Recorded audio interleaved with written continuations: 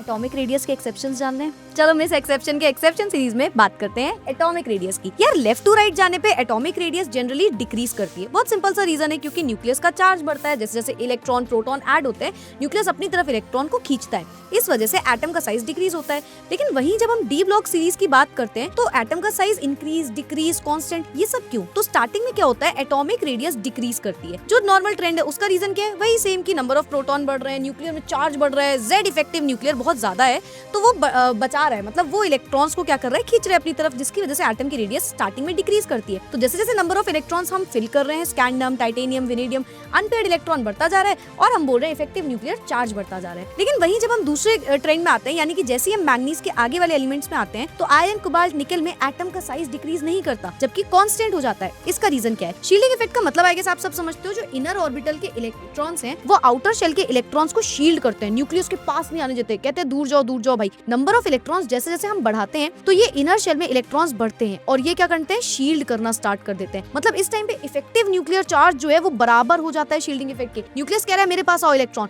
और इलेक्ट्रॉन आपस में रिपल्शन कर रहे हैं, तो इस वजह से एटम की रेडियस आयरन, कोबाल्ट, निकल में बराबर आ जाती है। लेकिन अजीब सा ट्रेंड ये होता है कि जब कॉपर और जिंक को देख, जो नंबर ऑफ इलेक्ट्रॉन्स है वो बढ़ रहे हैं, सारी चीजें, पर एटम का साइज डिक्रीज छोड़ो, कांस्टेंट छोड़ो, इंक्रीज कर गया। ऐसा क्यों? तो कॉपर और जिंक में जब आप इलेक्ट्रॉन्स देखोगे तो नंबर ऑफ इलेक्ट्रॉन्स ऐसे फिल होना स्टार्ट होते हैं, और क्योंकि यहाँ पे बहुत सारे पेयर्ड इलेक्ट्रॉन्स होते हैं, अनपेयर्ड इलेक्ट्रॉन्स होते ही नहीं है, यानी कि इलेक्ट्रॉन के बीच में जो रिपल्शन है वो बहुत ज्यादा है एज कम्पेयर टू जो न्यूक्लियर चार्ज लगा रहा है। तो इफेक्टिव न्यूक्लियर चार्ज कम हो जाता है और यहाँ पे इलेक्ट्रॉन का रिपल्शन जो है वो डोमिनेटिंग फैक्टर हो जाता है, और इसी वजह से इसका ग्राफ कुछ इस तरीके से दिखता है कि पहले डिक्रीज कर रहा है, फिर कांस्टेंट हो रहा है, और फिर एंड में वो इंक्रीज भी कर रहा है। और ऐसे और सारे एक्सेप्शंस जानने ना, सब्सक्राइब रखना चैनल को।